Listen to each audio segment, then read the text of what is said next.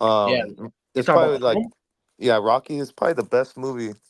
Like I've boxing movie I've seen because I've seen Creed, all three of them, and I'm like, man, is this the best it can get? And I seen the Rocky one, and I'm like, this is by far the best like combat movie I've ever seen, man. So I'm on the number two right now, but Oh, okay, yeah, nice, bro. Yeah, I would say that you should watch Cinderella Man, which is a really great movie by Russell Crowe, right? Directed by Ron Howard. Incredible story.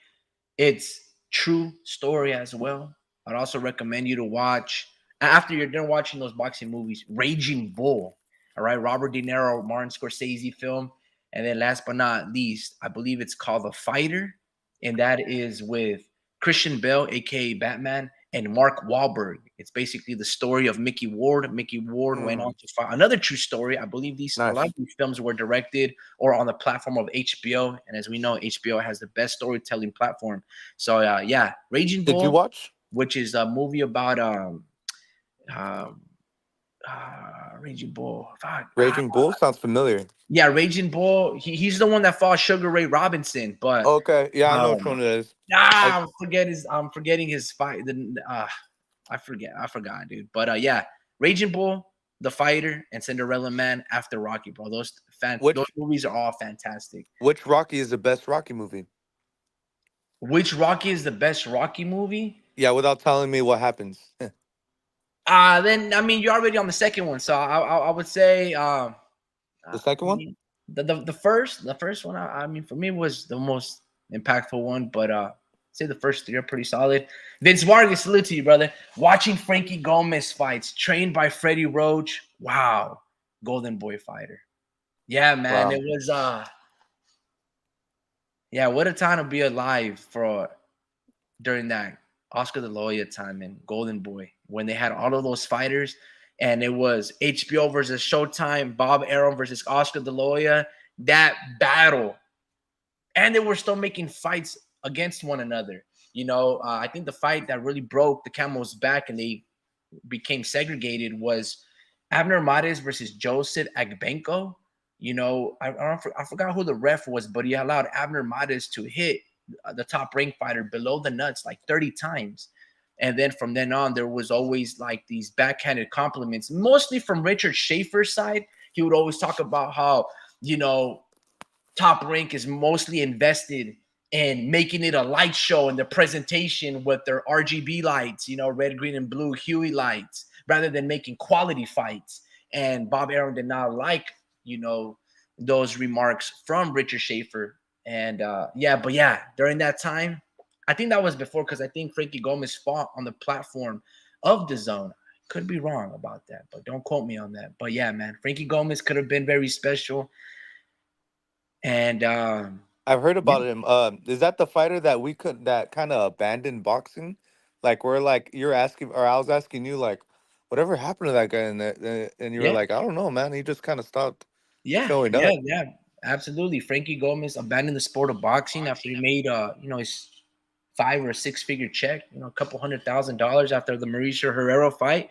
He's being revered and people were taking note. And Hold then on. all of a sudden, boom, Freddie Roach was trying to track old boy down, trying to get him to the gym, and kid said, like, you know, that's it for me. Retired undefeated. But that was Frankie Gomez. Look, man. Hold on, bro. Yeah, yeah, yeah. You having mic issues or what's going on? Taking a fat ass fart? Saludos, El Pachuco. Those car videos are nice, man. The camera work is very good. Thank you, brother. I appreciate it, man. Yeah, the camera work was really good. Speed took a few of them. I recorded a few. And then I like to edit on my own side, but I really love color temperature.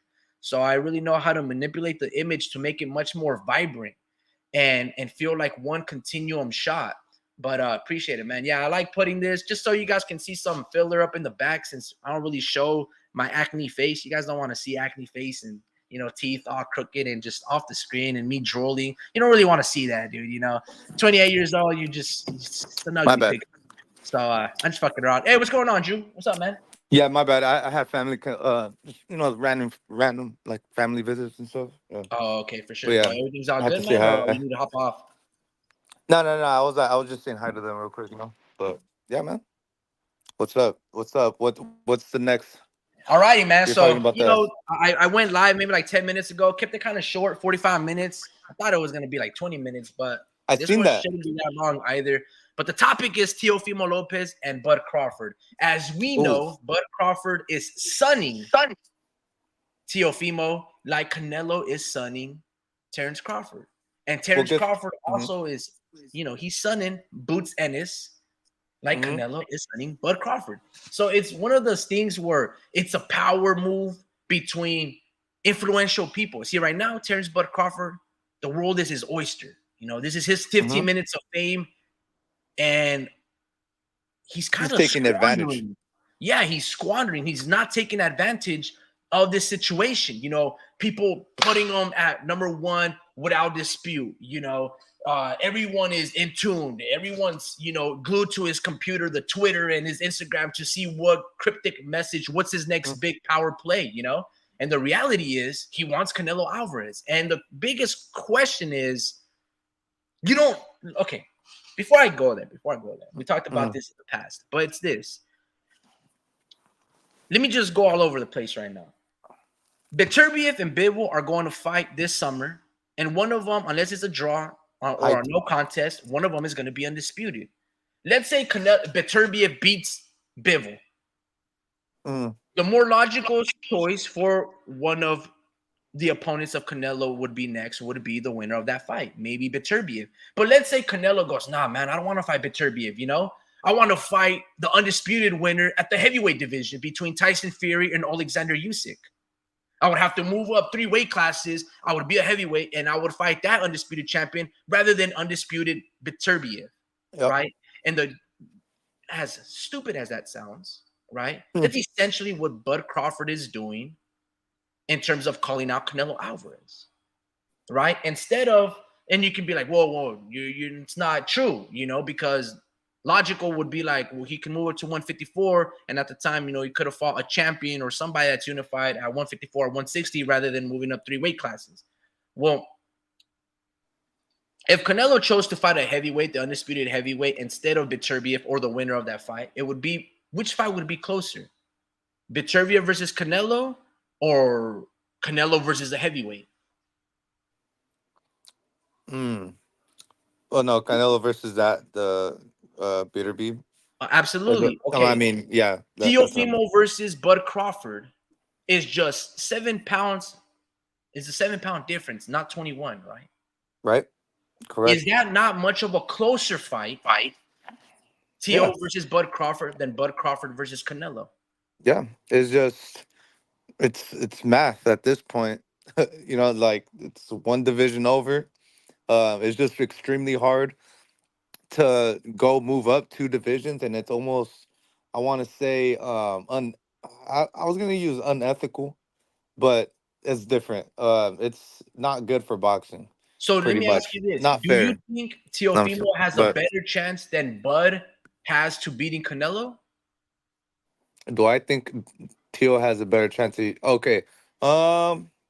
He's younger. He's Ah. beaten two, mm, not undisputed, but unified Loma, undisputed Josh Taylor. Even though no, they because stripped Josh Taylor, but the reality is he's beating two fighters that are mm, ring, Lino, and on the pound for pound list, right? That's Teofimo Lopez. Bud Crawford has only fought and beaten maybe two fighters on the pound for pound list. And at that time at 135 was Yurioki's Gamboa. I believe he was like in the top 10, and Errol Spence, who it's was just like at 10. from the mental standpoint, bro.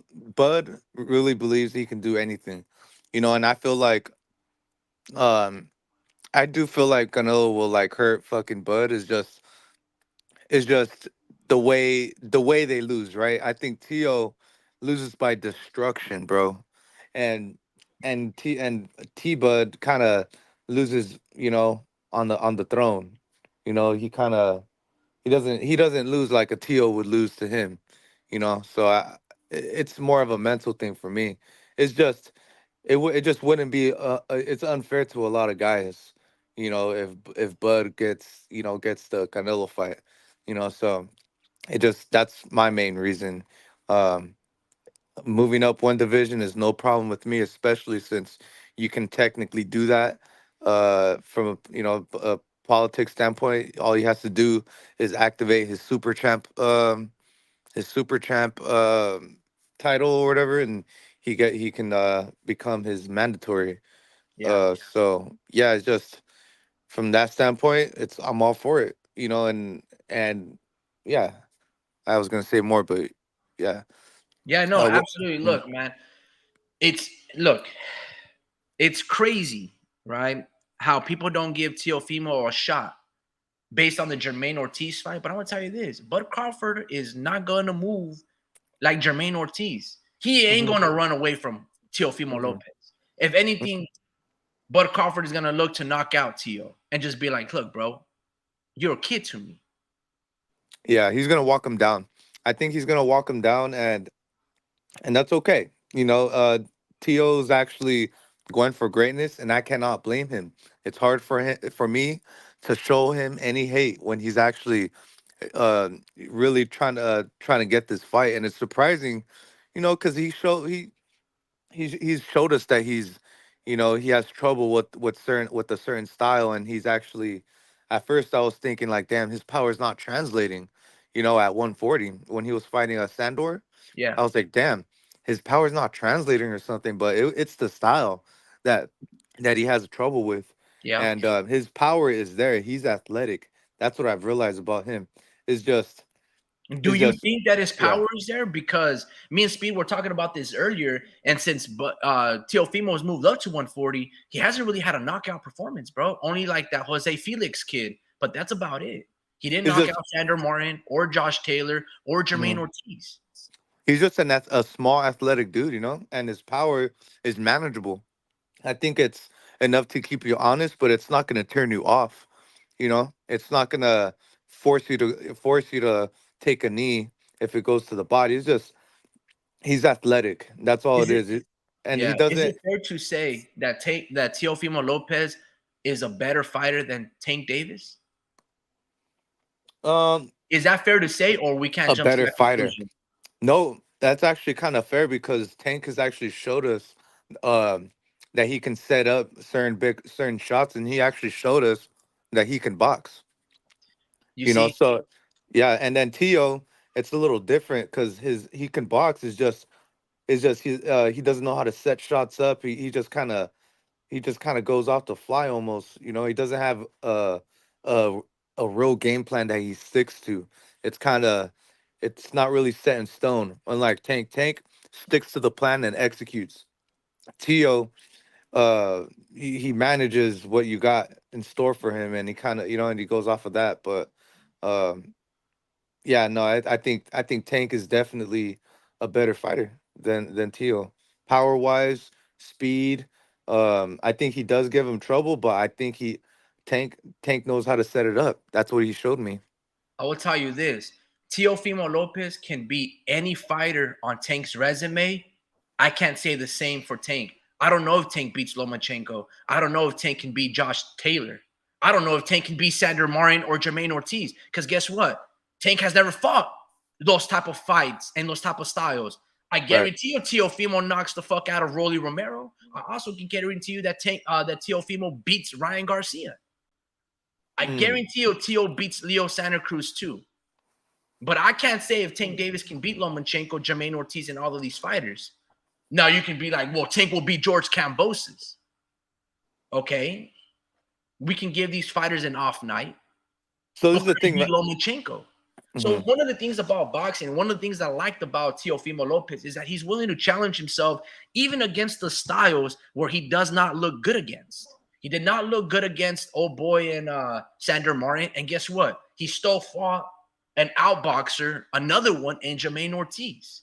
But everyone will shit on his performance and they'll be fickle and they'll be like, oh, this guy won, this guy won. But the reality is Teofimo is still fighting essentially the Eris Landy Laras of the sport in boxing, and he still wants another one in Bud Crawford, which Yeah. is ideally who can fight and is better fighter than Sandor Martin. You saw the type of performance that Sandor Martin gave Teofimo was what Bud Hmm. Crawford gave Sean Porter. Outboxing ability, spinning and turning, hooking, beautiful. Like it was that's the type of out like So Yeah. Logically, we would assume that Bud Crawford would easily beat Teofimo Lopez, but my contention is it'll be a closer fight Mhm. than Bud Crawford moving up 30 pounds to fight Canelo Alvarez. Well, no, I hope so because Tio just got this uh little aura about him that he wants to, like he wants to fight the best, and it's surprising right now because um someone that fights like him and has close fights like the way he does shouldn't really be going for dudes like Crawford, but he is, because he's actually, it shows that he's a two-time undisputed champ. You can't get that away. You can't take that away from him. So he's taking full advantage of that, and you cannot blame him, bro. At this point, I mean, what he got to do to like give for me to give him even more props is making the distance and or looking really good. And obviously, if he beats him, he's a fucking legend. You know? Yeah. Does Teo look? This might be a little far fetched, but Teofimo Lopez has.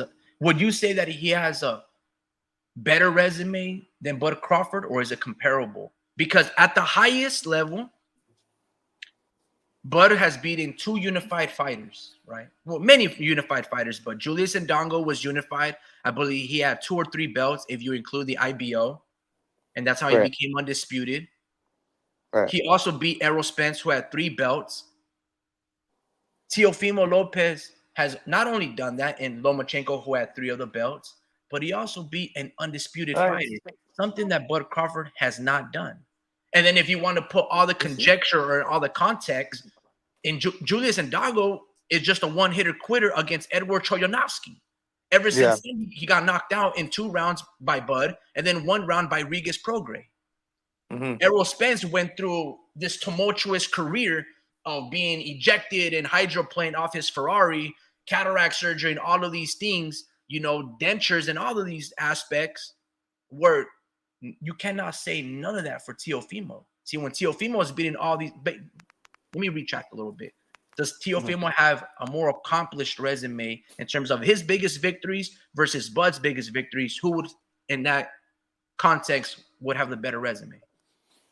So I think a lot of the fighters that Tio has fought were a little more decorated, but I also feel like we're overrated. I mean, I think someone like Loma um, was highly decorated, but he was now from a retrospect, he was slightly overrated. He's still, a legend in the sense. I know you don't think otherwise, but No, um, Speed don't think otherwise, well, bro. okay, He's yeah, gonna that's you, yeah, he's gonna be like, yeah. let me hop on, man. Let me hop on. Oh, okay. Yeah, not but it's just he's fun. He's taken advantage of more opportunities that or he's been given more opportunities to shine and he's taken them. And I think T Bud has kind of had to grind his way up, and fighting the like the notable fighters that people rarely hear about, that but are low key really good, and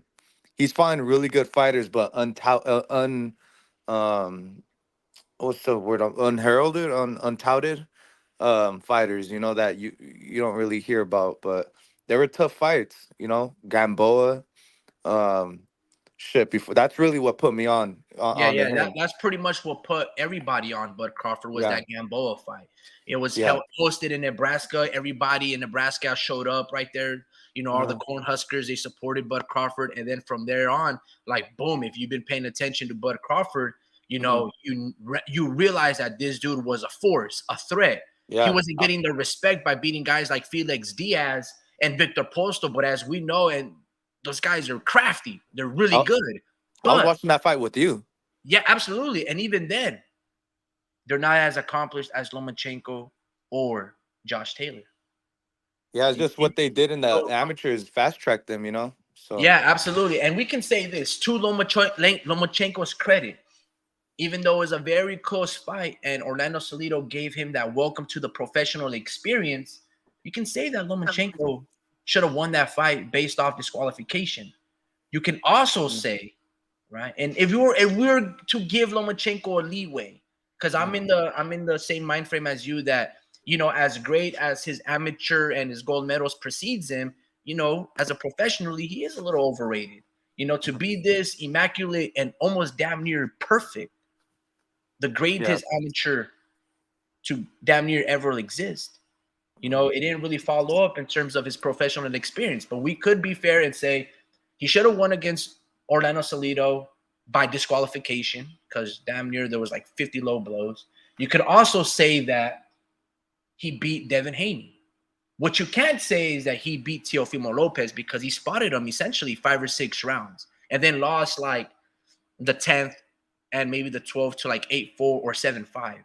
But that was clear as day. Not because Loma wasn't superior. You can almost say that Loma was superior to Teofimo Lopez. But if you just circle the opening first 5 rounds and just circle and not really throw shots, you made it way too obvious to not even keep those rounds close, even though you probably were on, if we were to just be on an amateur scoring system, blow for blow, punch for punch landed, Tio was just barely winning them because it's not like Tio was landing flush within those 6 rounds or so when Loma was running, But Yeah. nevertheless, you know, if you're that much of a force, you're supposed to dominate. If you're Hmm. 396 wins to 1 loss and a 2-time gold medalist, then boom, it should easily translate to the pros.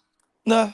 And Yeah. the Well, I reality mean, is no, because those are 3 rounds versus championship yeah, 12 and exactly. and X, Y, and Z. But what I'm saying is, like, after your first fight, you fought a dude with like 50 wins and like 2 losses, which is damn near unheard of. And you beat that dude by knockout, extremely convincing.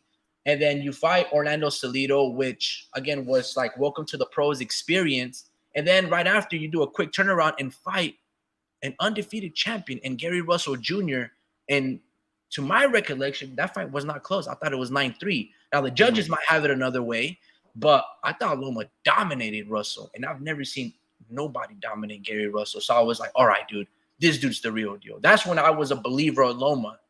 And then, then there was the propaganda where he's fighting guys that are 1 year off hiatus, like Jason Sosa and Nicholas Waters and he's no Maschenko and making all these guys quit with a certain context, right? But nevertheless, like, Mm. just not to deviate so much, and let me bring it back a little bit. Tio has a more in terms of his resume, it's much more accomplished than Bud at his highest Yeah. potential of fighters. And also, he was fighting at a time where the 135 division just wasn't as hot.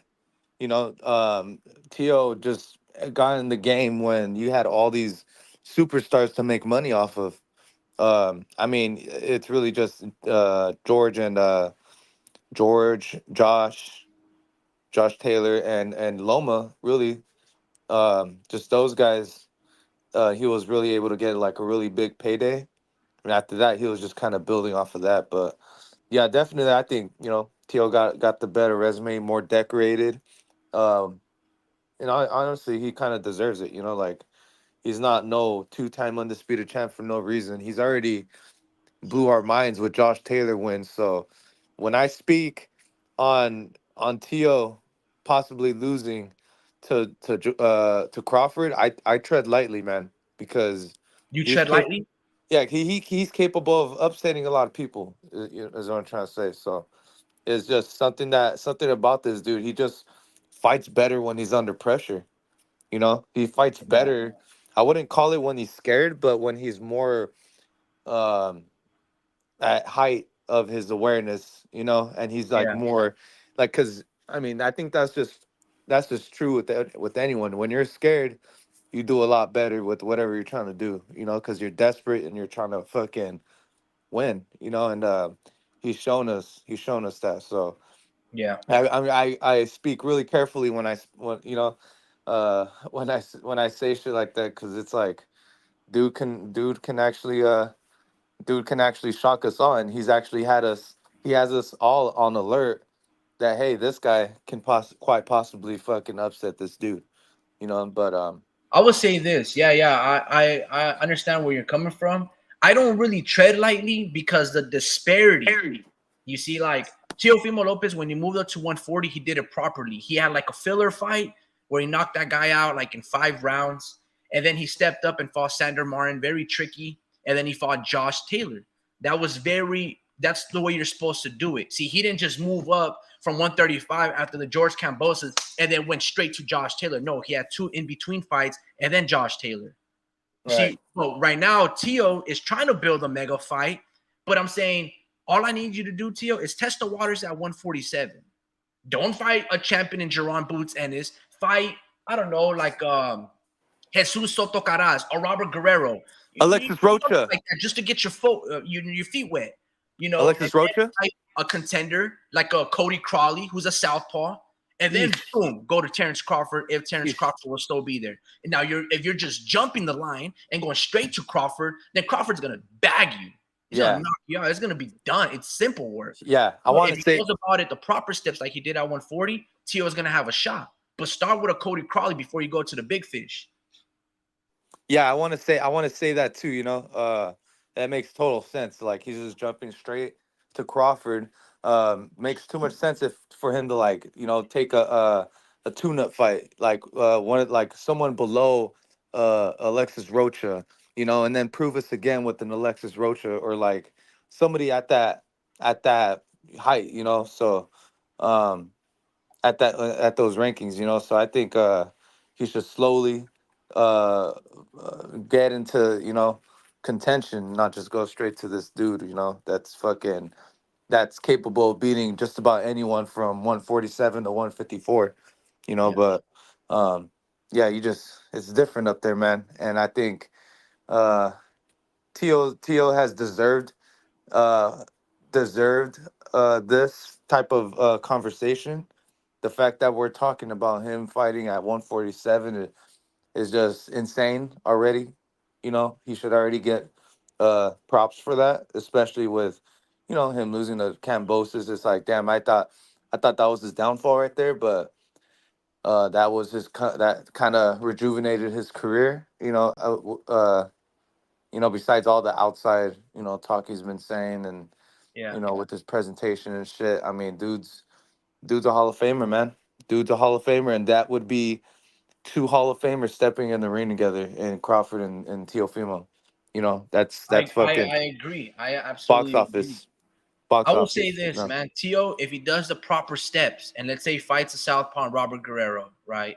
And then he fights Cody Crawley, another southpaw, but more or less in his prime, then goes after Bud Crawford, that would be proper.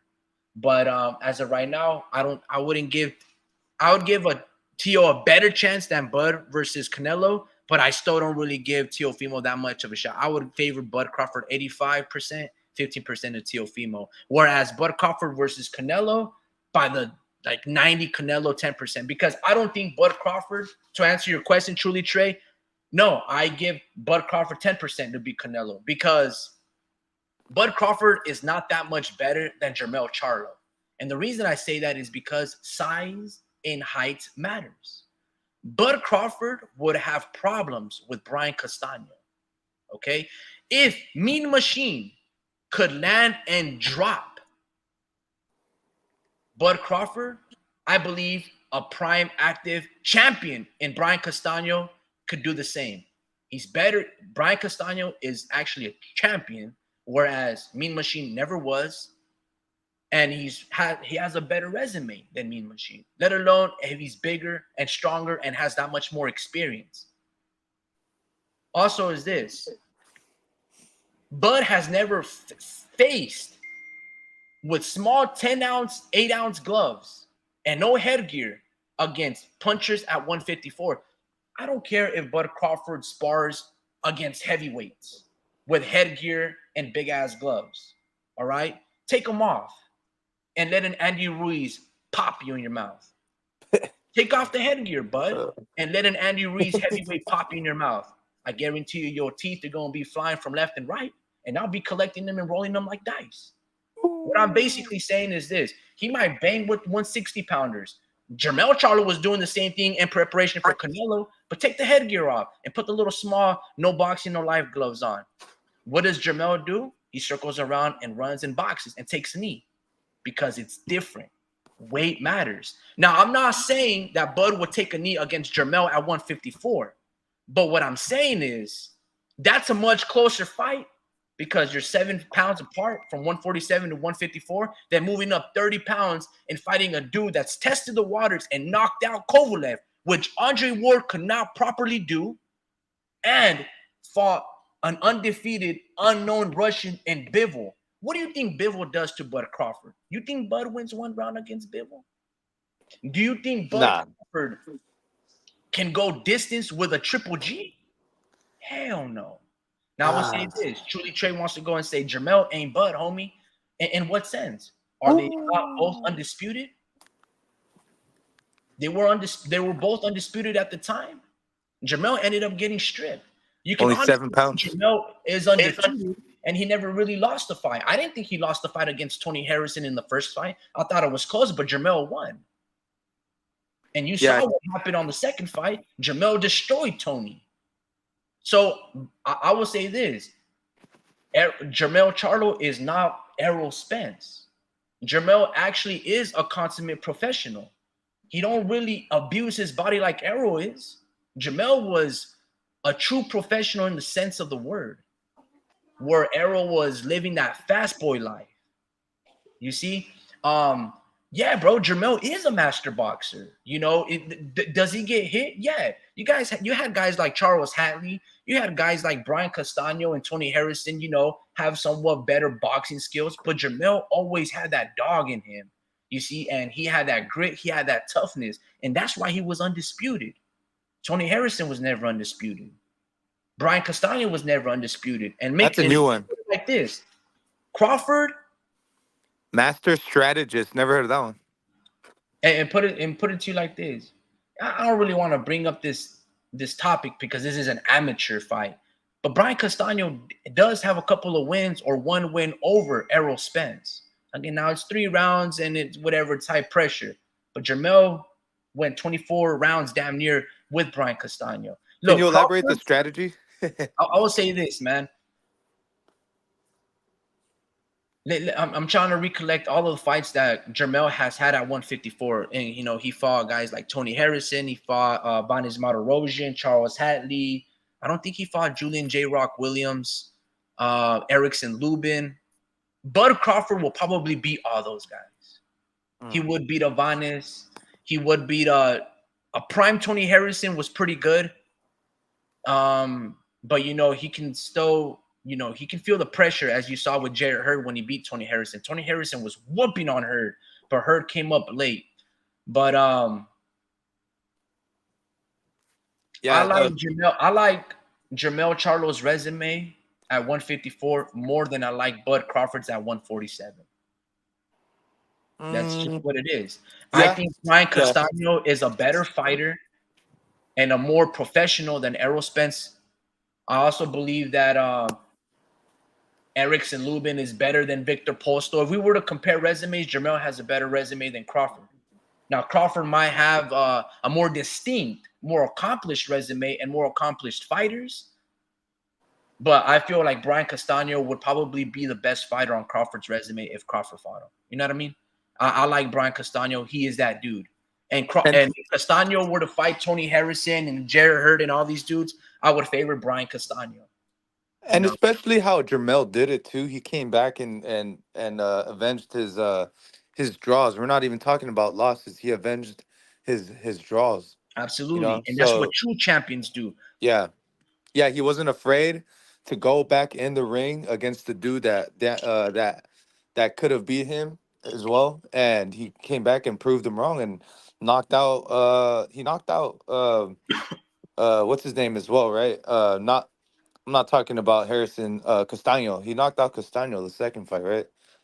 Yeah, I think. Yeah. So that makes it even better. I keep saying this, but like he's a Hall of Famer too. He may not if they had ballots too, like first ballot, second ballot, he'd probably be like the third or fourth. Who, ballot. Jermell, yeah. Yeah, Jermell. What he accomplished. Jermell is the most accomplished, and one of the most. I think maybe like Winky Wright. But he's one of the most accomplished 154 pounders in the history of 154.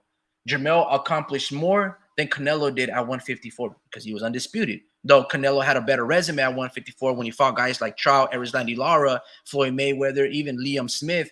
and company, but those fighters, Trout and Lara, are much better fighters at the time. Oh, I don't know. That would be a close one. But yeah, Mm. opinions versus accomplishments. Well, these are both accomplishments. Jermell is a Hall of Famer. So is Bud, right? All of those three fighters, Bud, Jermell, and Canelo, and Teofimo Lopez, are undisputed, right? And guess what? Those undisputed fighters want to fight one another. But a few of them have skipped the line and others have done it properly, right? Jermell trying to skip the line and what he was trying to do with Canelo. I don't really think Jamel really believed that he can beat Canelo. He didn't really give you that raw energy that he would normally that we're accustomed to. He was looking for a paycheck because his legacy is already cemented. There's nothing that you can do that's never that is gonna wipe away and strip him of his accomplishment of being undisputed at 154, regardless if he were to get slept by Canelo Alvarez. This isn't the Uh-huh. situation where the collegiate football is going to strip and take the Heisman from Reggie Bush. No one is going to take those moments, that history, those belts from Jermell Charlo. So Jermell Charlo was looking for his biggest payday, and he got paid hopefully more than $10 million, right? Now, Truly Trey goes two-time undisputed is twice as many times as Jermell. What's his argument? He's basically saying that Crawford is a master strategist, right? And he's also saying that it's opinions versus accomplishments. Well, I would say this: Oh, Bud Crawford's opinion of himself to beat Canelo Alvarez is also just that, an opinion. Nowhere in his accomplishments lets us know that Bud would even be a top 168-pound fighter. I don't know if Bud can beat Billy Joe Saunders or if he can beat a 6'4" Callum Smith. Because guess what? He's never fought any of those dudes at that weight class. He's not even fought a top contender at 168. I'll tell you this. Can Bud Crawford beat a Jaime Munguia? Can Bud Crawford beat a David Benavidez? Could Bud Crawford even beat a Demetrius Andrade? And the reality is, you can't say yes or no if he's such a master strategist. Because I'll tell you this, he can finesse Errol Spence, but Errol Spence played a wrong hand and he cashed all and he went all in. He didn't have a tune-up. Bud Crawford walked away and he fought a dude named David Avanesian. What do you think David Avanesian would do at 168? I guarantee you he gets knocked out in 3 rounds by John Ryder. So what I'm saying is this: Bud Crawford is an amazing welterweight, but I don't even know if he's a good 154 pounder or a 160 or at 168. And that's the facts for your ass. and That's this the is true statement. and He also never this is fought at what those weight classes. We don't know how good Bud Crawford is as a heavyweight. and Like, then come this on, is bro. This is what I'm trying to say. It's like, I don't even know how good Teofimo Lopez is as a welterweight, which is why I said fight a Robert Guerrero, just get your feet wet, knock him out, then fight a Cody Crawley, an undefeated top contender, then go after Bud. But if you're just gonna tarnish Bud's resume, Teofimo, and say that he's more closer to retirement, that X, Y, and Z, then it's just talk. You get what I'm yeah. saying? Yeah, I think and then another thing too. I mean, fucking this Crawford's been in the game like how many more years longer than Tio? Like fucking 10, 12 years. So it's like kind of long overdue, for this dude's greatness. If you're still in the game and you hadn't lost and you're still active, you're gonna be at the number one pound for pound spot eventually. Like and if you're fighting the right like guys to your mandatories. But for Tio, I mean, he hasn't been just fighting his mandatory. I mean, he's been seeking the best dudes out there, you Yep. know, and actually taking full advantage of it, dude. For him to struggle and kind of question himself, oh, do I still got it? Do I still got it? And even having all these close fights against Jermaine Taylor, and still, I mean, you got to give it to him. He won that. It's a W on his record, Yeah. even though it was a close fight and I kind of see what people are saying, it's still a W on his record. So it's one of those things that now he's taking advantage of that. And dude, and he's talking about fighting Crawford after after all that BS. So that's some championship mentality that he needs some props for. It's like how you gonna get in all these close fights, and then like he's that one annoying cousin that you have on the floor, and then you're like you're like telling him to say you're sorry, and then he spits at you while he's on the ground. Like that's Tio. Like Tio don't give a fuck. He's gonna die on the throne. He's gonna he's gonna go down as a champion. You know, and Yeah. that's his mentality, and you gotta give him respect for. I fuck with it. Yeah, no, like, look, I like the idea that Crawford wants to fight Canelo. I'm just saying, do the right steps because a guy that's bigger and has naturally fought at bigger weight classes, therefore he's fought bigger men than you, Bud, in Jermell Charlo. When he moved up 14 pounds, give or take, he didn't look like we knew that he didn't belong. He gave us what everybody knew what would happen, and even worse, right? Because he didn't even go for broke. He didn't go out on his shield. And Bud Crawford wants us to believe that he would do better, right? And the reality is, I think Bud would get knocked out by Canelo if he Dude, were to Bud. attempt to do better. And the reason is this: Canelo is a great fighter at 168. He's a top fighter at 175 because he still went the distance with Bivol. It was a relatively Right. close, competitive bout. But what do you think Canelo would look as a heavyweight? Dude, bro. I mean, It's ridiculous. He would get probably knocked out. you've sparred heavier guys too, and you've actually punched dudes your hardest. And what was their reaction? And they Like, were still standing. And any little yeah, chick hook, even with my high guard, I was at 126, 135 pounds your fighting these dudes hardest. that were north of 190. And even with good defense, just one hook, I would block it and it would still move my whole body over here Exactly. because size matters. Check this out. It's Bud physics. Crawford also wants us to believe. Hold on, Drew. Bud Crawford also wants us to believe that, look, man, I'm taller and longer than Canelo. So was Callum Smith and all these other fighters. So Yep. was Jermell Charlo. He's taller and he's longer than Canelo. Guess what? Mhm. Didn't really work out for them. Also, is this Mike Tyson is a very short heavyweight, damn near 5'10, right? And when he squats even lower, he's damn near 5'5. Exactly. But that power, those thighs, those big ass shoulders, that back, that torque, that Yep. momentum, Yep. boom, he can bang with the best of them at 6'6, Yeah. 6'4. Okay. Yeah, bro. Just It's because you might be taller, it doesn't mean that that punch is going to carry. exactly. Right? So And Bud could be taller. He could be more athletic than Canelo, but guess mhm. what? So was Jermell Charlo. So was Billy Joe Saunders. So was Bivol. And all of these guys ended up losing or having really close victories over Canelo Alvarez. I'm just saying, if Bud is going to do the same thing and son all these other fighters like Jerron Boots Ennis and Teofimo Lopez, those fights are much closer because you guys are in or around the same weight class, give or take, than you moving up 30 pounds because Jermell tried. And I would say that Jermell's skills are on par with Bud.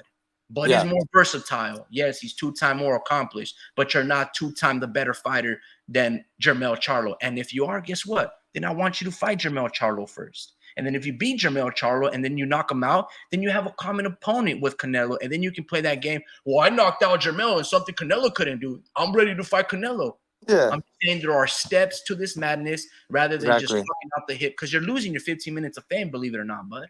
Hmm. Yeah, it's physics, bro. Like it's like you can see you can do all the X's and O's and all that and kind of compare and contrast, but if they're not fighting in the same weight class and like nowhere near each other's weight class, it's like they're not even gonna it's not even gonna be competitive. You're just gonna get I can already see it right now. Like when Crawford fights Canelo, he's just gonna smile because he's like, fuck man, this is what I asked for. Like he's not the type to like he's the type to know when he actually has a dude beat, and you can see it in his face. And when he's in the ring with Canelo, he's gonna realize like fuck, like I can't do anything about it. Like I'm gonna just have to go the distance with this guy, you know, and and also, did you know this? Drawn Ennis is 5'10". Fucking Yeah, he's a big kid. Jermel's fucking 5'11", 5'10" as well. Like Yeah, they're about the same height, bro. And we talking about like, dude. I mean, I also want Ennis and Crawford, but I mean they're only one weight class, uh, apart, and it's like it's very doable. It's very doable for Crawford to beat Jermel and Ennis, you know. But it's just you can't just skip over two weight classes and not and expect the same results.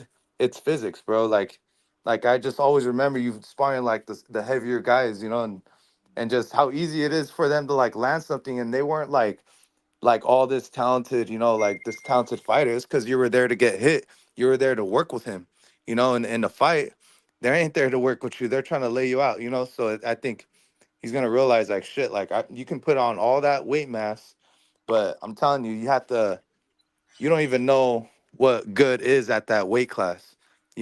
Like you haven't even faced a challenging opponent in that weight class besides the best one in that weight class. So I think you need to taper into your weight classes. I mean, yeah, it's just crazy how we're even talking about like 168 Yeah. Crawford. It's not doable, and I agree. With Canelo, he has nothing to lose, nothing to gain, everything to lose.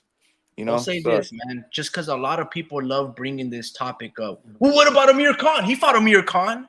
Yeah, but Canelo at that time was walking around, give or take, at 154. I don't know what the order of operations was, if he fought Amir Khan first, then Liam Smith, or Liam Smith, then Amir Khan. But whatever the case may be, Canelo was still more or less a 154 pounder. Yes, he did test the waters at 159 with Cotto, or whatever the case may be. I would have to look at their box rank just to see exactly the order of how it went.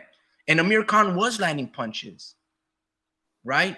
yeah, And there was a big speed. You saw like Canelo was like, oh man, like Amir Khan was that fast. And look what Bud did to Amir Khan. Canelo yeah, ended up sleeping them.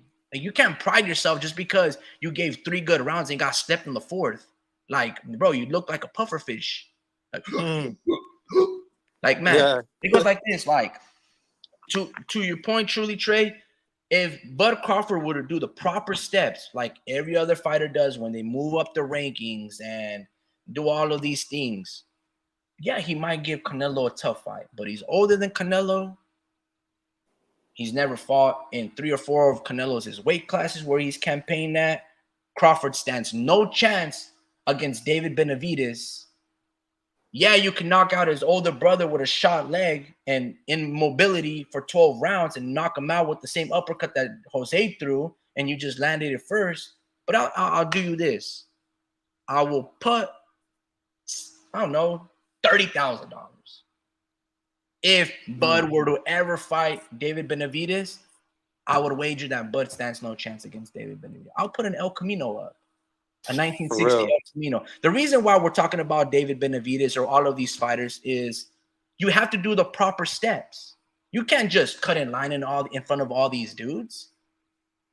You know what I mean? That are they're mandatory and have quote unquote paid their dues and made pennies on the dollar. See, Bud wants us to believe in his 15 minutes of fame that he's a pound for pound star, that he's I don't know, a 15 million guaranteed minimum fighter, and he's gonna take only nothing but big fights. That's not exactly how economics works. Economics is based on a supply and demand curve, is what you sell is what you're worth. If Bud Crawford would fight Jaron Boots Ennis, I don't know if that fight does excess of $15 million on the box office, right? Yeah, if In total, it might become 15 million, but I don't know how many pay-per-view sales Bud is going to carry over the momentum of Errol Spence. You see, the same reason I don't know how big Ryan is after Tank Davis. Guess what? Oscar Duarte was in a pay-per-view fight. To this day, Tank Davis hasn't fought since that 1.2 million. We don't know how big these guys are in reality, or they just had a moment. Errol Spence versus Bud was a moment where the stars aligned, the legacy was aligned, belts were on the line. Does Bud Crawford make $15 million fighting a regular Tony Harrison, Brian Absolutely not. Samuel, or Tim Sue? We don't know that. No, he doesn't.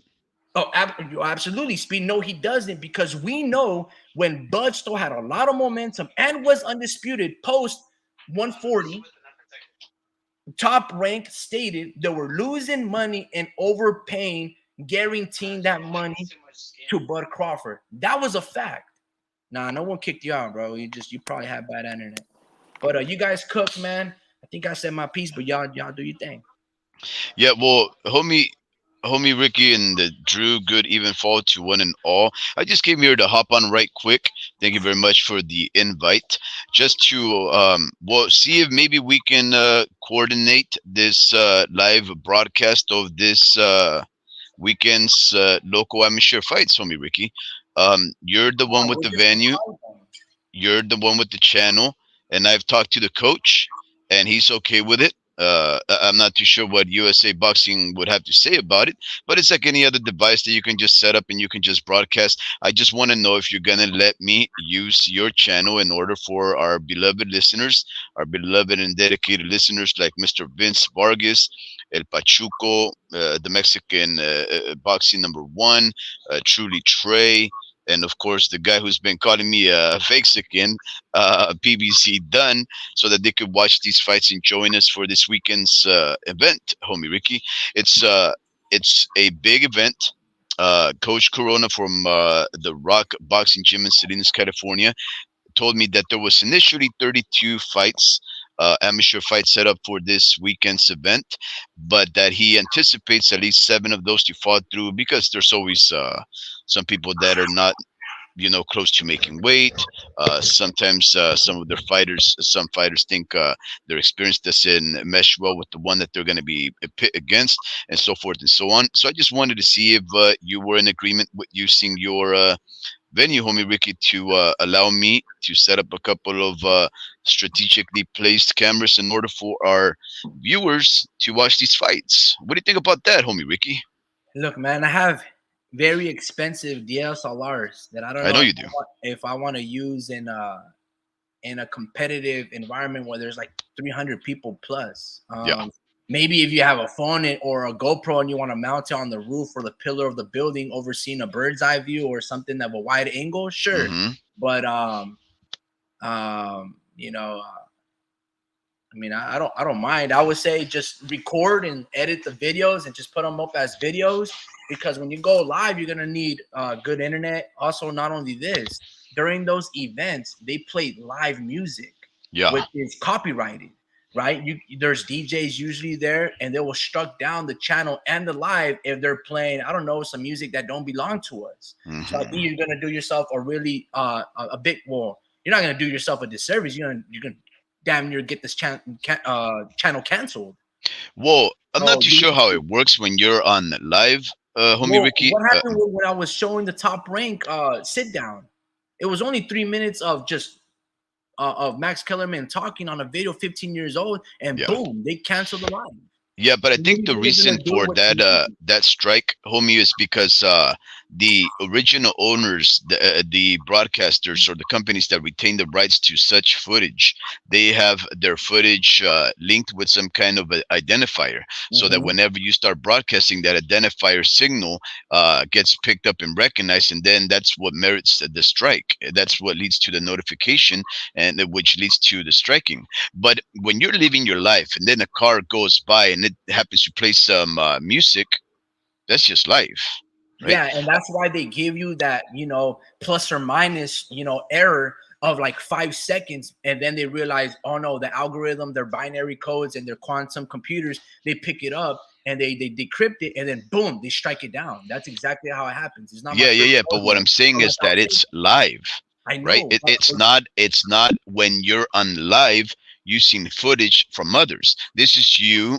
using your device, and somebody just happen to walk by or play some song, and that's it. It's why do you reality. think Now, these big YouTubers, when they go live and they're watching a live event, look at Showbiz the Adult, Ring uh-huh. IQ, and other these others, 78 Mhm. Sports TV, these big channels that go live and they're hearing the post decisions, why do you think they have their TV or something muted on their device? Why do you think they have that? Because they're not because taking those serious. No, no. broadcasters Even if because it's those on television. broadcasters, again, those people that are broadcasting, Showtime, the PBC, the Zone, whoever it is, they have identifier signals that get picked up, though. But what I'm saying is, if you happen to go to a boxing gym and you start using your live device to capture footage and you transmit the live device, there is no striking down, because I you aren't clipping, nor you are taking from any other copyrighted or owned material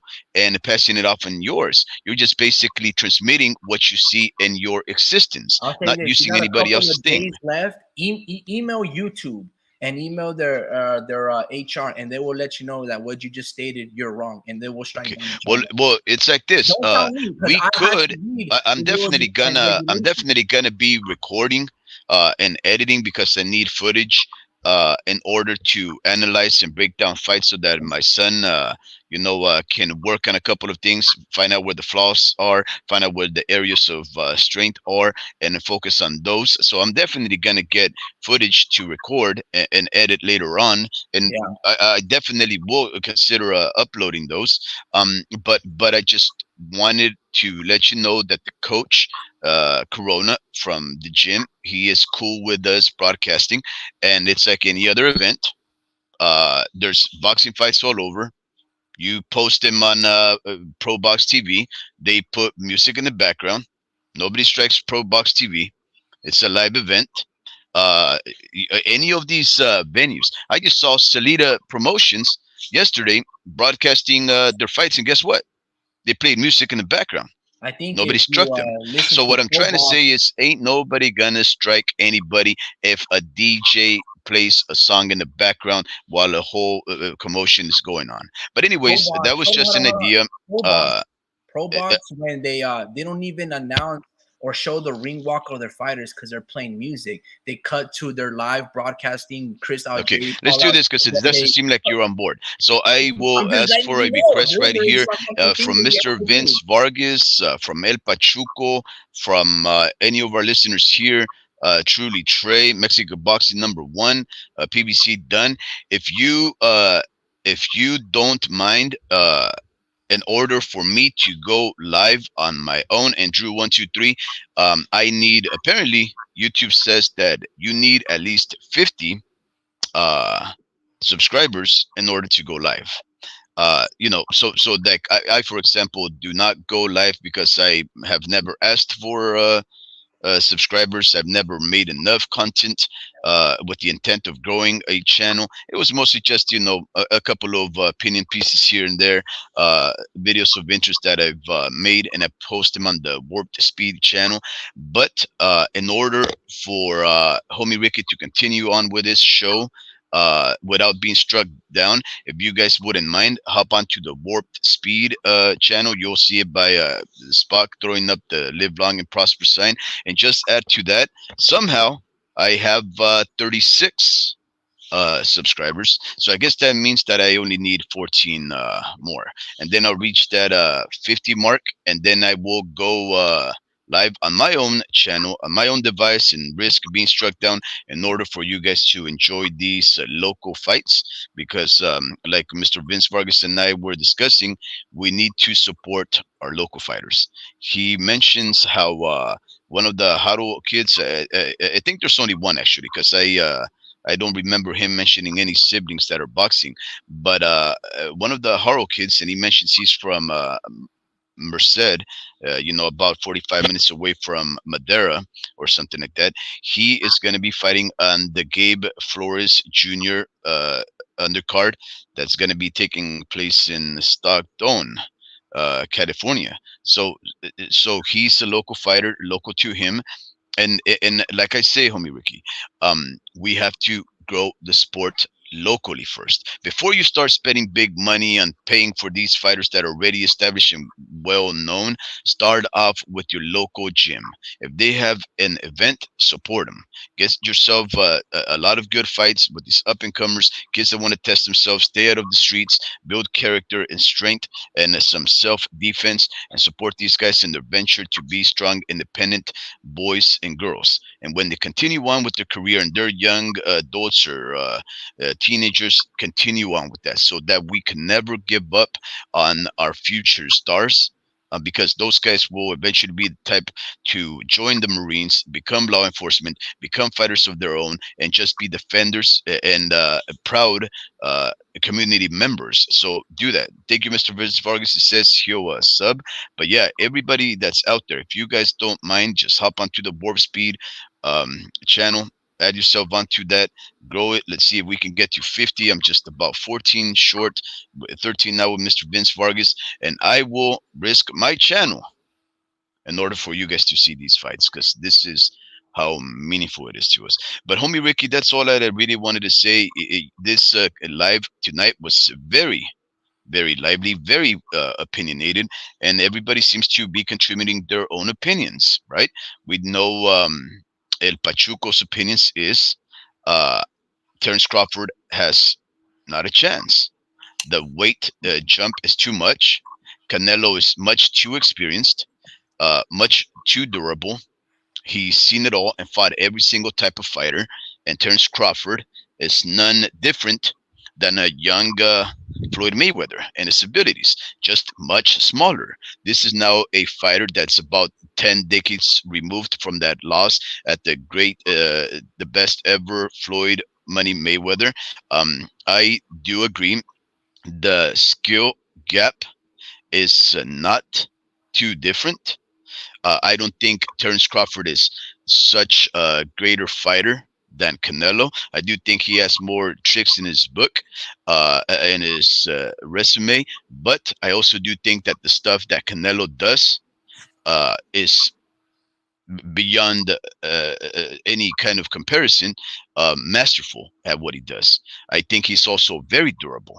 I think his skill sets are very underestimated, and all you have to do is just really consider the fact that he's fought as much as 5 weight classes where he started from, and he's actually held titles in those weight classes, becoming undisputed at a fourth weight class from where he started, having been in multiple champions, Hall of Famers, and all these other fighters with reputation of all styles. And he is where he is because of that. He's not the biggest money making cash cow in the sport for any other reason besides the fact that he's fought every single person that's gotten in his way. And one of the gripes that I have with Canelo at the moment, as much as respect that I have for the guy, is that he needs to fight Benavides or walk away from the sport. No more bringing up smaller men.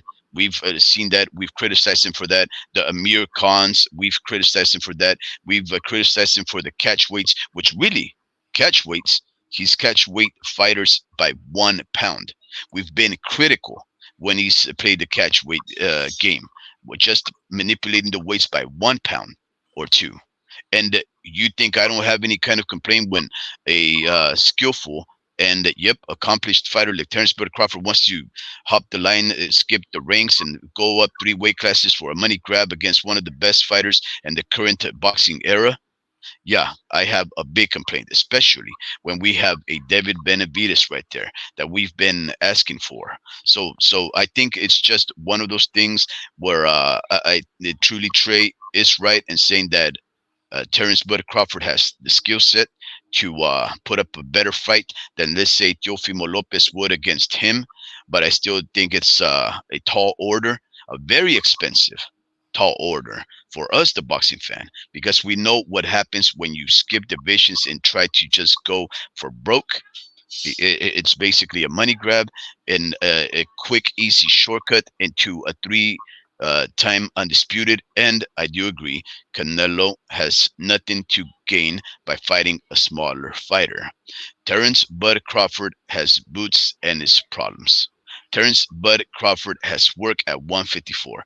Climb up the ranks like everybody else has, like the legends like Robert Manu de Piedras Duran has done, and no skipping of the lines because we don't like you that much. We don't like you that much. The boxing world has spoken. You have sold as low as 37,000 pay-per-view fighters against men like Avanesian and Sean Porter. You're not a 10 to 15 million dollar fighter like Tim Desert Storm Bradley thinks you are. If that was the case, the next fight you take will get you that kind of money. And I don't even think a Boots Ennis fight would promise him more than 8 million, maybe 7 at most. So I'm not gonna entertain that notion. I just figured, hey, good lively conversation. Everybody has good opinions, strong and well-founded recent opinions. But again, I'm the paying customer. Also, I've Liz, paid every single pay-per-view that I can think of for years. And yes, I am made fun of because I pay for misfit fights, frivolous, all right, all right, hold theatric on, hold on. fights, and I won't pay for that one. Bud Crawford, honestly, does not deserve a Canelo fight. What has he done to deserve a Canelo fight? Nothing. We know that. That's what I just talked about. The whole ranking system. He hasn't done anything worthy of note to bypass, cut in line 30 pounds, I don't know, 300 fighters to get a Canelo sweepstakes. Who gives him the right? Who gives him the right when you have fighters like David Benavidez that have continued paying the WBC sanctioning fees and till this day has not been rewarded a Canelo fight? If Bud Crawford feels a kind of way, because obviously he does, then get rid of the opponents in front that are in line to get Canelo next by mandatory positioning. Since he's such a strategist, that would be the master move. All right, let me show you guys what my great skill set is. Let me show you my 80% knockout ratio, and let me take my skills and knock out David Benavidez. And if I do that, boom, who's to tell me I can't do it to Canelo? But guess what? I don't know if Bud Crawford is better than those 300 opponents between 154, 160 at 168 to get a Canelo sweepstakes. He hasn't earned the right. And I don't care about any what you guys say. Just because he beat an Errol Spence, don't mean he doing that to Canelo Alvarez at all. Don't mean he doing that to Johnny Beck or a Carlos Adames. And I'm going to say this. Canelo has fought multiple opponents. More than once, in fact, 2 times, 3 times, 4 times, of fighters that have similar skill set to Crawford. Erislandy Lara, Austin Trout, Billy Joe Saunders, and the list goes on. Canelo has fought those fighters that can replicate Crawford. And I will tell you this, Crawford has never fought a fighter with Canelo's skill set. Not one. Yeah, that's actually quite true. Who does Crawford have that, that mirrors Canelo? Nobody. And maybe if you want to say Mean Machine dropped him.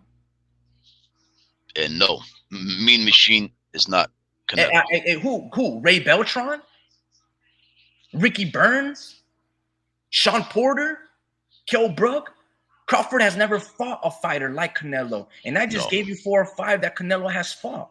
So yeah, when I tell you that Crawford stands no chance, I will again beat David Benavidez. Then I will be like, you know what, Crawford, you got 2 thumbs up. But until then, I don't think whatever that it is that you've done at the smaller weight classes is not going to carry over to 168. Even if you beat Jermell Charlo, that does not mean it carries over to 168. Because when 154 Charlo moved up to 168, none of his skills, his speed, his height, his arm length, his knockout percentage carried over to a Canelo fight. Because you know why? There are steps of going about it the correct way. Yeah, I don't think any professional fighter that's really considering making boxing a career is going to skip divisions like that, homie Ricky. I am going to discredit everything that Bud Crawford has done south of 154. That is fair because he has no resume north of 147. It's non-existent. He has not one fight above 150 pounds. So what are we talking about here? You see, what I'm giving you is facts, not just opinions. These are facts. So again, I will discredit anything that Bud does because I will discredit anything if Canelo were to try to go up to heavyweight and be like, oh, he can beat Usyk or the winner of Fury. Like, no, dude, he has no resume at heavyweight. It would make dude, come on. But on that notion, if we were further to continue on this charade, let's go to this comment that you left. That's on Top Rank for not promoting the right way. Well, Top Rank helped promote Bud Crawford when they gave him the Gamboa fight. That's one way of promotion. That was a highly anticipated fight, and it did great. It gave the world that Nebraska has a champion. That's one. They helped Bud Crawford become undisputed. They played the most political move, which is one of the most difficultest things to do in the past 10, 15 years since Bernard Hopkins, and they helped Bud become the one and only undisputed champion during the past 20 years. That was pretty remarkable. That's proper promotion. Okay. So those are two things that he's not been promoted. Bud Crawford tried to sue Top Rank, right? He tried to sue Top Rank for basically Top Rank, shitting all over his resume. And guess where that litigation went through? It didn't have no basis or foundation. He lost money. You know why? Because Top Rank has done nothing but great things to help Bud Crawford elevate his career. Now you can say, well, he didn't give me the Bud Crawford fight. I mean, the Errol Spence fight, right? Was that Top Rank not giving Bud Crawford the Errol Spence fight? Or was that PBC not playing ball and Errol Spence clearing out his side of the street? So again, you're wrong on that statement too. Top Rank did more than great things by Bud Crawford's career. Bud Crawford was too blinded by social media to really give Top Rank any credit. In fact, his last closing statements, hey, if Top Rank couldn't give me the Errol Spence fight when I was with them, what do you think I'm gonna? They're damn sure not gonna give me the fight without me and without them. So again, you're wrong this whole time. Everything about Bud's career with Top Rank has been manufactured. Mind you, Gamboa started at 122, 126 pounds, went up to 130 and 135. Bud was always the bigger man over Gamboa. At 147, bro, who is Julius Ndongo? Victor Posto might have been the only credible fighter because he dropped Lucas Matisse. And we know Lucas Matisse wasn't all that great. Danny Garcia had already beaten him. So we're talking about politicking and doing everything right by Bud Crawford. Top Rank promoted Bud Crawford to become undisputed. Therefore, he became on the pound for pound list. So, bro, if you're really trying to go down in history, they've done great things by him. Also, what did Top Rank help Bud Crawford do? Oh, that's right. After Jeff Horn had a lot of momentum, right? After Jeff Horn had a lot of momentum beating Manny Pacquiao, who Manny Pacquiao never wanted to fight Bud Crawford, they basically robbed Pacquiao, gave Jeff Horn the WBO belt, because why the fuck is Manny Pacquiao fighting in Australia against Jeff Horn? Why is he fighting in Australia? Why isn't Pacquiao fighting in the Philippines against Jeff Horn? You think they're going to give that decision to Jeff Horn versus Pacquiao in the Philippines? I damn sure they didn't. So they robbed Pacquiao to give the belt to Jeff Horn so they can make Bud Crawford another champion at 147. So how you gonna tell me that Top Rank didn't promote Bud Crawford the right way?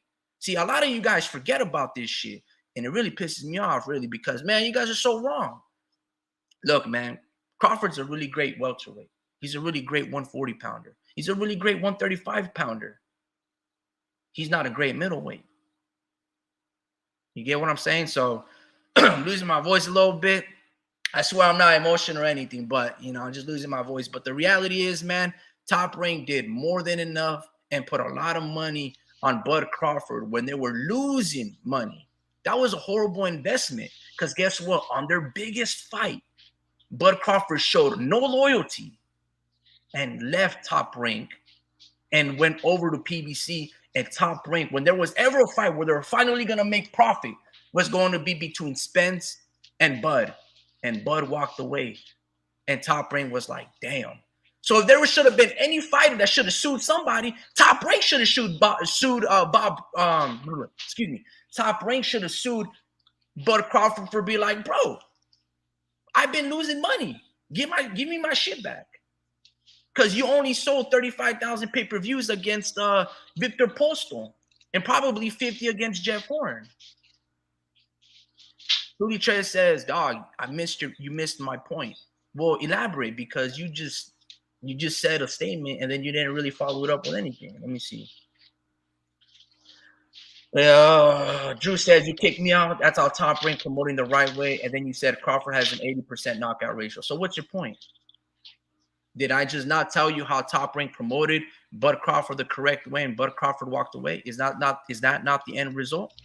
No, I think there's a couple of his messages that you're unable to see for some reason. The one right before that states, see, that's how you're missing the mark. Pacquiao versus Crawford would have given him that clout. So maybe there's a couple of messages that are not going through. But yeah, so I'm not too sure. Let me see that. Yeah, I'm not too sure if truly Trey's in the the camp of thought that would say that Canelo needs to fight Terence Crawford, or that Crawford should have a shot at Canelo. I'm not too sure if he's in the camp of Boots Ennis does not deserve, having a unification with Terence Bud Crawford Yeah, I don't as see is that mandatory. message. I'm Like, not let's too see. sure. Let's I'm not see too the sure what goal. it is, but I do think that it's a frivolous argument that the debate between you two gentlemen, after especially what Mr. Truly Trey states, right?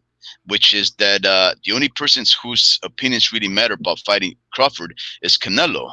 But with that being said, Truly Trey, I guess you just answered your question, right? All of this debate here is unnecessary because Crawford already spoke his mind.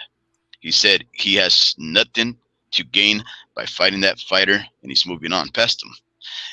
Crawford has to figure out what he's going to do in the absence of a money grab fight, going up 3 divisions and skipping the line to fighting a shoe-in Hall of Famer, the money-making cash cow in boxing, Saul Santos Alvarez Barragan.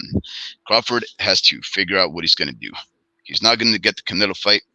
In my opinion, he does not deserve the Canelo fight. I don't care how great a master fighter he is or a strategician. He doesn't deserve that, and that's Canelo's words. He said it himself. So, with that in mind, I would say I agree with you, truly, Trey. Canelo's opinions are the only ones that matter. He's spoken, and this conversation is moot and voided of any kind of substance. Schlosker the Destroyer says, "Bad evening, ladies. Bad evening to you too, Schlosker. Good even fall to you, Mr. Boxing, with Frank Bay, who says, LOL, asking what made him a massive Crawford fan. Um, well, so I don't want this to. Well, I'm not too sure what homie's opinion is. I know that he's a fan of Terence Bud Crawford. I myself am a fan of Terence Bud Crawford. I mean, who isn't? Right? He has achieved a lot. His fighting style is very dominant, entertaining. He always gets knockout. As a boxing fan, who doesn't love to watch men get knocked out? And Terence Bud Crawford affords that. He's been promising knockouts and achieving them at 147. What is there not to like about the guy? Also, But not only this, somehow, but somehow, even though everybody seems to be a Crawford fan now, they weren't there when they really needed to be. When he needed to prove himself as a pay-per-view fighter in order to get the big fights, in order to convince the PBC to allow their fighters to cross over, or to have them invited over there to his rankings. Where were they when Black Prime was having that cheap $60 fight? $60 fight, if I'm not mistaken. I think I paid for it versus Avanesian. They didn't show up. 30,000 they were fans, non-existent. 60,000 fans. See, Non-existent. I know 60,000 fans against Sean Porter. But he's a 15 million guaranteed fighter. Homie Ricky, I think it was 37,000 Oh, against it's Victor like Postol. I think it was. Where were they, the big Crawford fans, when his fan base needed to show up? And it's almost like everybody's like, what is it called, homie Ricky, when you're following the big football team that's achieving the claim, all of a sudden you're oh yeah, a bandwagon. It bandwagon. almost seems like bandwagon fans. And I've been watching Crawford for years now, for years, and he didn't stick out anything more than anybody else. Yeah, he was a dominant fighter, but he was fighting at the lower weight classes. There was much more commotion going on at 147. We still had legends like Money Mayweather. We still had Canelo making way bigger moves as Crawford was climbing up 135, go 140. So it was easy to ignore the accomplishments, the greatness, the moves that Terence Bud Crawford was making. Right? I get that. For the Crawford fans, I understand there was other noise being made, but you guys were not there when it mattered. You guys all show up at the end, and all because he beats a detached retina, cicatrix skinned, drunken, stupor, droopy eyed, detached, grafted skin, toothless, Errol Spence Jr. All of a sudden, They just had a he's a moment. 10 to $15 million fighter that needs to skip the line and fight a cash cow. And Canelo, even though you guys already admitted yourself, Canelo says no to the guy. So what's your guys' move now? Who are you guys willing to support? I guess is my question. Where do you want to see Terrence Bud Crawford next? Do you want to see him defend against Boots Ennis? Do you guys think he's great enough to beat a guy who barely fits in the flesh at 147 and Jerome Boots Ennis? Should he fight that guy? Or should he Also, fight this Tim Sue or he's Thurman? Bud Crawford has never fought a Jaron Boots Ennis. And now you'd be like, well, what you mean? No one has the skill set of a Boots Ennis. No, a slick, black, undefeated fighter.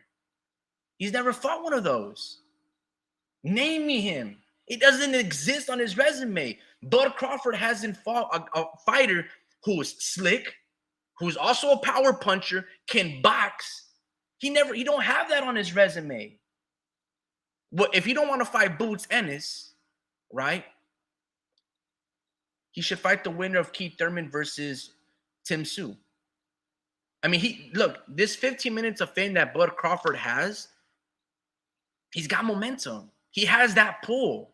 He's got that gravitational pull where it matters. People are now watching and finally paying attention. It don't matter if he's 35 years old. People here, myself, we've been watching when he was 26 years old, when he had to become a first champion overseas and beat Ricky Burns by decision. We were paying attention. You get what I'm saying? We were around. We were supporting Bud. We were fans of Bud. We liked what he had because we realized this dude has talent, skill set, speed, power. This dude is mean. He's one of those legacy fighters. We understand that. But because we also understand that weight classes matter, and moving up 30 pounds and having Canelo snatch your glory, your legacy, your chain just for a paycheck, we don't want to see another Jermell Charlo situation. Because again, Canelo has faced multiple Jermell Charlos in the world. Jermell has never faced a Canelo. Okay? Same thing with Bud. Canelo has faced multiple Buds in his career. I gave you a list earlier. Bud has never faced a Canelo-like fighter. All right, where is his Brian Castano? His Mexican tough version would be Ray Beltran, and that was his homie, and they were sparring partners. Yeah, So, dude, like, it's we can't even equate it. It's not the same. And I want to give Bud credit because he's a badass fighter. But what is he at middleweight? We don't know. We don't know if he can beat Carlos Adames. We don't know if he can beat Billy because, dude, the power, the thighs. I respect. Look, the thighs. I'm 5'10", right? The legs, I'm 5'10", 5'9", 5'8". I respect, like, man, I'm not gonna just go beat up a Shaq because he has no amateur experience. Dude, 7'1". Like, bro, this shit matters. I don't know how to explain it to you. Jermell thought, man, nah, my boxing skills are that much superior. Guess what? Your guys' boxing skills aren't that much superior, if at any, than Canelo, and that's just the reality. Man. Homie Ricky, if you don't mind, I just want to address something. And first off, because I will be hopping off pretty soon. But I just wanted to state, I just wanted to state, first, I just want to make sure, right, that this debate, although it is focused mostly in addressing a lot of the topics and the opinions that Mr. Truly Trey is bringing up, I don't want it to be construed as a personal offense or any kind of a personal attack against the gentleman. He's entitled to his opinions, and I do validate them. It's just that, of course, with any type of topic, when people differ in opinions, we're going to provide, our substantiation, the evidence to support our opinions. Mr. Trudy Trey is doing an excellent job supporting his opinions. And of course, I believe you're countering quite adeptly with yours, but I just wanted to make sure that Trudy Trey is recognized for the valor of expressing his opinions, even though they differ to the host and the co-host. But I also wanted to talk about what Mr. Boxing with Frank Bay is stating when he states, LOL. I know these Johnny Come Lately Crawford fans are ex-Spence fans, stepping right over his dead body. These fanboys came out of nowhere, effing clown. I don't Oh mean my to god, dude. imply. I don't Why? mean to imply nor to even insinuate that I think that Trudy Trey is a Johnny come lately boxing fan of Terence Crawford. Um, because to tell you the honest truth, Mr. Frank Bay, um, as fans of the sport, we should become fans of a fighter like Terence Bud Crawford. If and I'll tell you why. Errol Spence Jr. was my favorite fighter at 147. One of the greatest accomplishments in the current era of boxing would have been if Errol the Truth Spence Jr. beat four reigning champions for their belt to become the only fighter to gain all four belts from four champions in undisputed history. Nobody has ever done that. There's men like Canelo who've done it with three champions.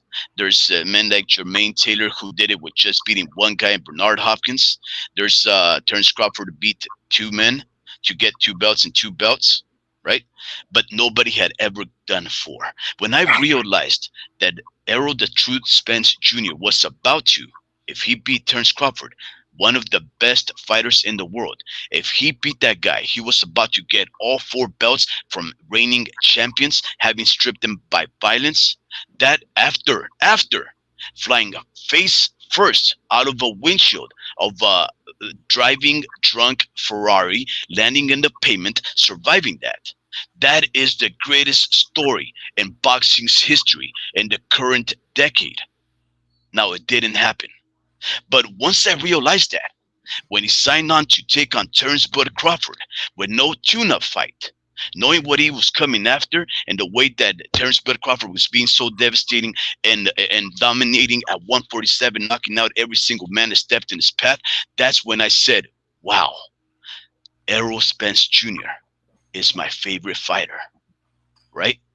Now, my favorite fighter at 147, he got utterly devastated, completely destroyed and embarrassed before the eyes of the boxing world. How can you not become a fan of Terence Bud Crawford when he is promising us ultimate destruction, bloody violence of his nemesis?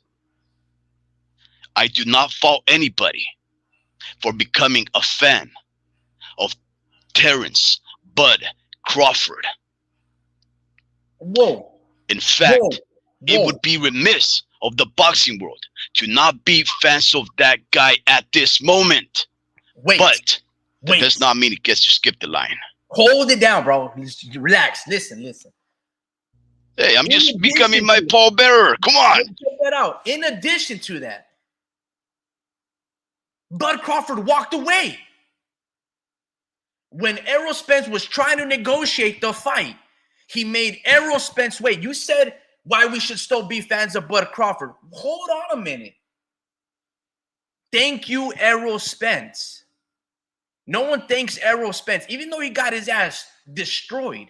Thank you, Errol Spence, because you were a man of your word. You set out a goal, you had an agenda, you had a career laid out for you, and you accomplished it, or you tried to finish it. You had a great middle, hook, line, and sinker, and he fell into deep water. It wasn't the ending that we wanted. Neither did it was for Errol for his career, but Bud snatched all the glory. But let me tell you this: Bud walked away. He fought an in-betweener fight against David Avanesian. He walked away from legacy. He walked away from this moment of fame that he has. Errol Spence held on his guns, commendable, though stupid, but very brave. And he said, I don't want nobody else. I don't want Keith Thurman. I want Bud Crawford. And he, to his fault, but he wanted that because he had, if anything was ever going right in his career, Errol Spence, it was going to end trying to become undisputed, trying to become. And Errol Spence gave us that night to remember. And it was shocking. And to us Spence fans, it was tormenting. Damn fucking right. We couldn't believe it.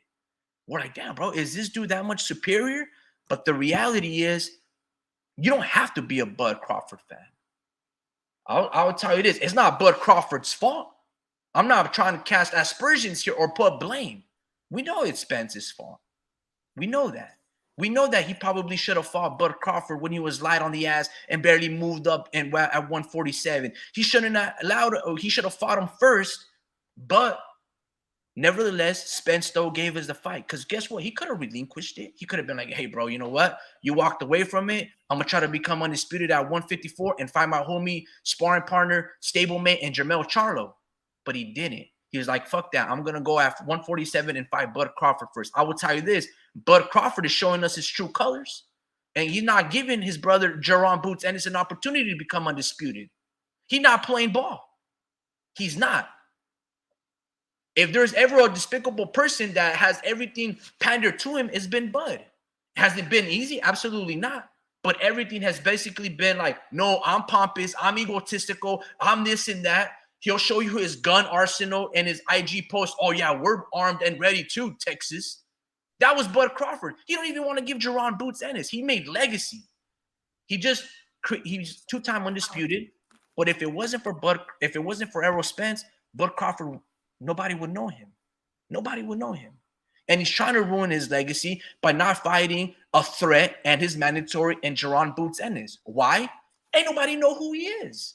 I'm a $25 million fighter. I deserve X, Y, and Z. That's why I want to fight Canelo. That's not your legacy, bro.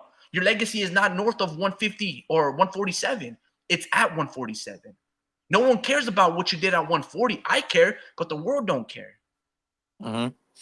Yeah, about like I don't know what percentage of media found out, or black media found out about Terrence Crawford, but I'm pretty sure it was right after the Spence fight, bro. Like most of his popularity happened because of that fight, you know, and and and and honestly, like he deserves it, you know, like he actually worked for this fight. He promised this fight and he delivered for this fight, and he delivered this fight, but I mean, he hasn't been the star for a while. Like, we can't just say he's been a star for the last 5 years. Like, he No, was just he just became one last year at the age of 30, what, 35, 34. Uh, absolutely.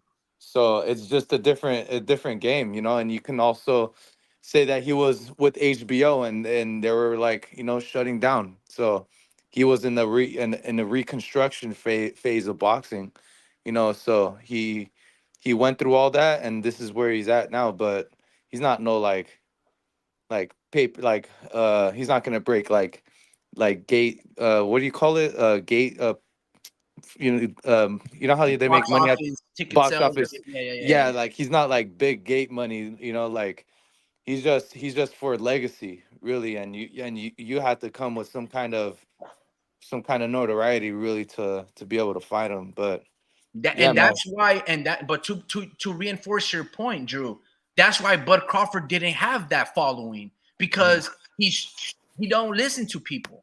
He don't listen to his fans. He never has. Right? He's not accessible. Now people are like, oh no, Bud Crawford is cool. Bud Crawford has always been cool. No, he hasn't. He's never been accessible to the media. Bro, check this out. The LDBC, when Bud Crawford was at 140, they were going to give, I think, Sergey Lipinets the shot at what's his name? Julius Ndongo for the IBF belt. He was his mandatory. 78 Sports TV reached out to the IBF president, gave him a phone call. It is recorded on YouTube. He called Daryl Peoples, and he was like, bro, you cannot let X, Y, and Z give Sergey Lipinets the title shot over this, because they're going to rob Terrence Crawford of being undisputed.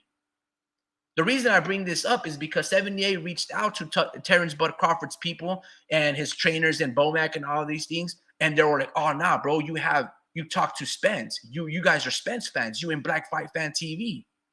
And they were like, yo, whoa. Check the history books, bro. We've been big fans, and we actually vouched out, and we talked to the political people to help you become undisputed. And Bud Crawford never gave these guys interviews. You see, Bill Haney, Devin Haney, they're reachable. They have charisma. They don't put themselves or think themselves above everybody else. No, you can call them and they will answer the call. Bud Crawford has never been like that. Errol Spence was like that. Errol Spence would thank his fans, not just his people from Nebraska. He would thank everybody. That's why Errol Spence and people loved Errol Spence, and And hopefully his they still support and love him right now. Because if anything, he probably needs us more than ever. But let me tell you right. this: if Bud Crawford is such a star, he don't need Canelo to make $30 million. If Bud Crawford is such a star, he can make 30 fighting anybody. He can make Boots 30 million with Boots. But the reality is, the reason why he wants Canelo is he doesn't want to take a pay cut from the 800, 500,000 pay-per-view buys him and Spence did. He Mhm. needs another Canelo Right. to And make this that money, because without that Canelo, he ain't getting it anywhere else. And now again, he's showing you his arrogance that he's unwilling to fight a Boots Ennis because the mhm. money ain't right. He Right. walked away from Errol Spence because the money ain't right. And you Black gotta Pride paid him, I don't know, 6 to 8 million for David Avanesian. In what world is he worth that much money right. against a David Avanesian? That doesn't Yeah, and exist. yeah, and you gotta think about it this way too. Like these guys are Oh, I thought entities. about it, Drew.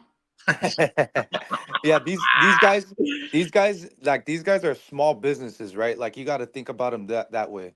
Like they're little entities, and some of these entities Hey are man, I'm a losing. small entity.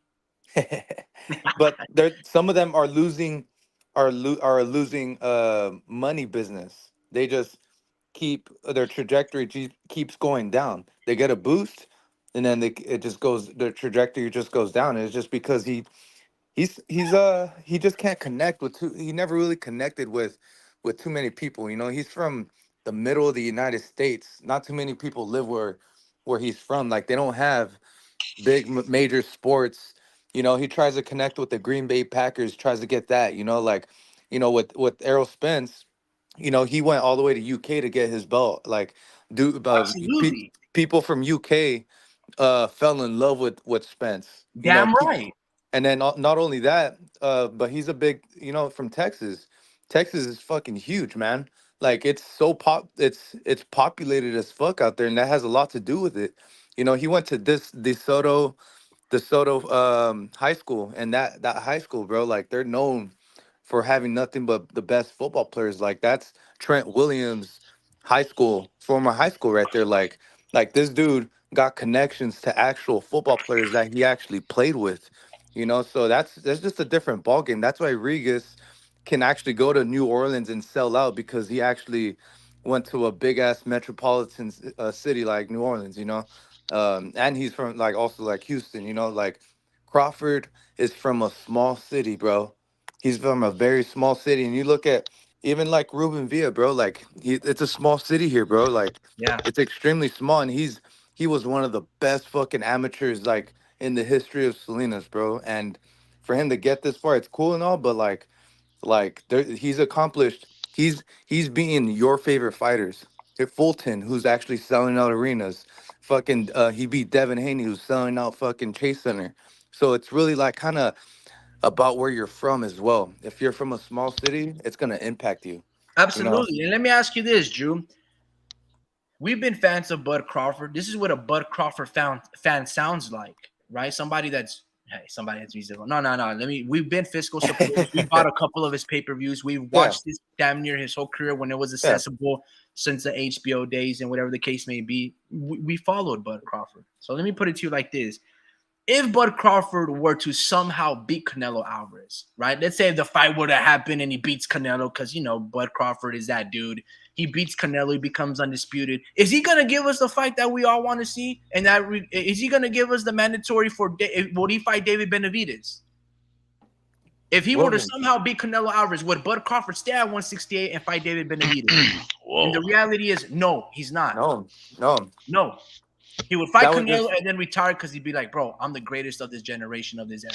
and then because you know what? Because I'm gonna start Anyway, dude, repeating. I'm gonna start repeating what I say and it's Man. say. ridiculous, man. I'm gonna start repeating He's what I been say saying and that go. already, but there is some truth to it, guys. I mean, No, but I'm really just gonna. If he does that, then I'm really gonna go back to physics and reinforce what I said with the Canelo Bud reasoning. It's 100% physics.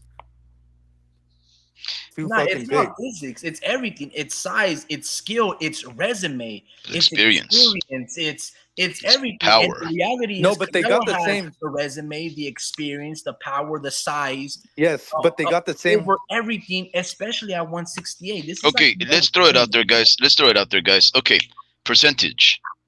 What are the odds? I say 25 at most Crawford, 75 10%. Canelo. Yeah, the thing 10%. is, they got the same amount of dog. You know, like it's just at that point they're gonna be just as angry. They're gonna hit each other back. At the end of the day, it's gonna go down to physics. They're almost the same type of the same personality wise, bro. Like they're Crawford gets knocked out. yeah, physics. Errol Spence does not have head movement. Errol Spence does not really catch and shoot. Errol Spence would not be able to go 36 rounds with Triple G, and neither would Bud. Canelo knocks him out. Your Mm-hmm. legacy, Bud, is fighting Jaron Boots Ennis and cementing your legacy as how far and consistent that you can at welterweight. You didn't become undisputed and have all the power and pull to get stripped and have Jaron Boots Ennis win it off technicality and an email decision. No, Yep. it is your job to defend your throne. When you are king and you have a reign, it is your job to never relinquish that position, to give it to your heir, your son, your kinship. It is not to let somebody else overstep your boundaries and come close to that title. You want this shit? Take it from me. Point blank, period. I Okay. got one The question. reality is, No, never mind. Bud Never is mind. not doing that against Jaron Boots Ennis. So how good is your legacy when Errol Spence did all the work? When, like you said, Drew, he had to go over to the UK and Yeah. fight Prime Kill Brook in Sheffield. He built a fan base out there, and he actually, dudes fell in love with his style He and had the to. way. Yeah, Yeah, yeah, absolutely. He had to dog out a prime Sean Porter, a hungry Sean Porter, not yeah. my best friend Sean Porter that we throw barbecues and our children, are playing water guns in the backyard. That relationship with Porter, Porter held back, and Oh, you don't tell me how? Why not? How many bro, headbutts did Sean Porter give Bud Crawford? a shit ton. I don't Uh, even think any. No, I don't remember. I don't have to watch the tape. I don't know. But It's he hard. gave Yeah. everybody damn near a shit ton of headbutts. Hey, did you know this? Crawford won his first belt in UK as well. Yeah, no, against Ricky Burns. I talked about that. Mm-hmm. Yeah, yes, Yeah, sir. but No, bro. We know the story. What I'm trying to say is this. I respect Bud Crawford so much. I don't want him to go to a 168 and get knocked out. Bro, you made a fantastic career. You made a fantastic legacy. Your legacy is not fighting heavyweights in 168 or 175 or middleweight pounders because you never made history in those Yeah. classes. So You made again, homie, 127 and it's damn near impressive. So homie, the continue to do percentage. I said 70, 75, 25 Canelo. What you got? 10%. Oh, ouch, that's rough. Bud Drew, gets 10%. Drew, How much Drew. percent are you giving Wait, Jermell? wait, no, that's it. Let's go. Let's it. Drew, what is your percent? I'm around that percentage, bro. Like, Wow. around taxage, around how much they tax you on my paychecks, bro. Okay. Uh, okay. Mexican G, El Pachuco. And I'm in Oregon. Just kidding. Mexican G, El Pachuco, Truly Trey, boxing with Frank Bay, Mr. Vince Vargas, Mexican boxing #1, Schlosker the Destroyer, PBC done. Throw out your percentages. What you guys got it? I think Truly Trey's got 30. Yeah. I can see 30. Yeah. I mean, in hindsight, I guess we can say that and this is of course in hindsight. Everybody knows everything in hindsight. But thinking about it, I would give Crawford better odds at beating Canelo than Baby Charlo. But now let me ask you two something. What is the percentage that you guys would give Teofimo Lopez to beat Terence Crawford? I would say 25 too. 35. 15%. Wait. Yeah, 30. 30. Gio has 15% chance if he does not fight Robert Guerrero, Cody Crawley, and if he skips in the line, if he just goes straight to Bud Crawford, he's got 15%. Why? Because we don't know the 5%, yeah. career.